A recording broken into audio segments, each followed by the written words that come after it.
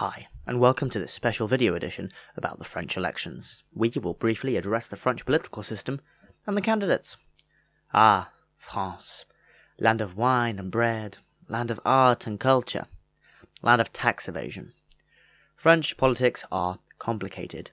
There are two important factors at play, the presidential and the legislative elections. To elect their president, the French choose from a list of candidates who have gathered at least 500 signatures from elected officials, be they mayors, congressmen, or senators. In theory, this would allow anyone to become a candidate, even the postman. The first and second round of the presidential elections are held on the 23rd of April and the 7th of May respectively, and the legislative elections are held on the 11th and 18th of June. If a candidate receives over 50% of the votes, they will be elected right after the first round. Except, it never happens. Never. Half of the country agreeing on something. Imagine that. We're talking about the French here. Candidates generally receive about 20% of the vote during the first election phase. However, only the top two continue to the next round. Inevitably, this leaves more than half the population unrepresented, and voting for the candidate they hate the least. Welcome to democracy à la française. As we look at each of the candidates, we will give you a brief history and what each of their stated policies are. If possible, we will also provide information that shows any differences between what the candidates have stated and actions that may either support or refute these political statements.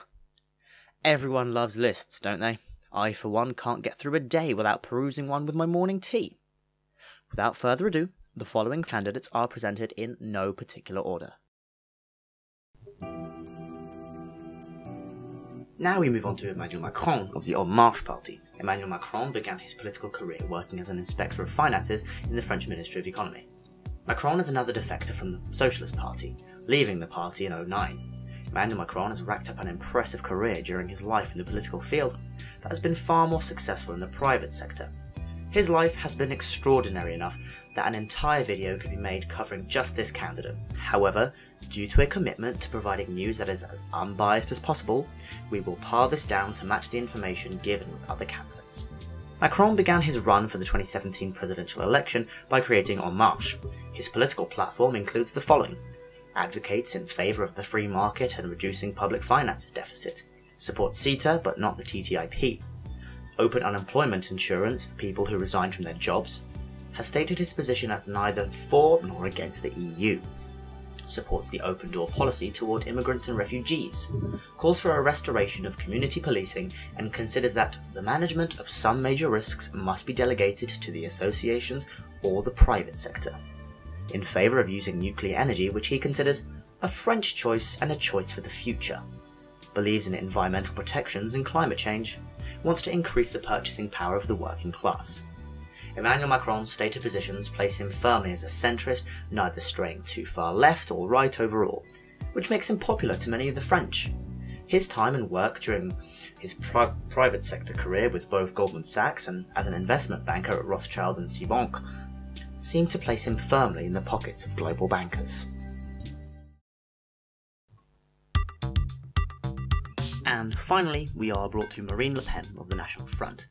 Le Pen joined the FN in 1986, working to change the national perception of the party as she rose through its ranks, until she took over the presidency of the party in 2011.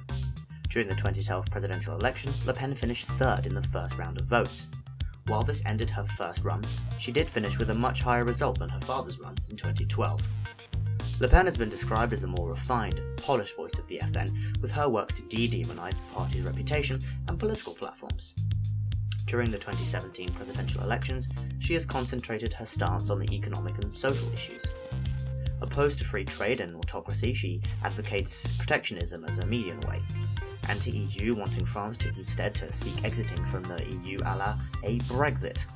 Advocates the reintroduction of the Havana Charter, killing the World Trade Organization and reintroducing the International Trade Organization and creating a world currency.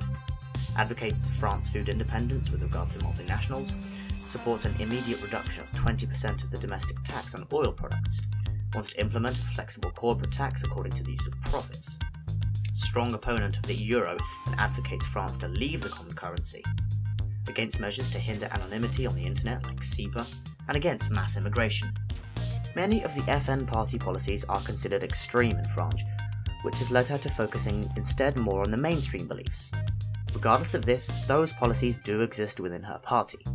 She has also stated support for the return of the franc, but advocates a world trade currency. This has been a brief overview of the 2017 French elections. We thank you for watching and hope you will join us next time.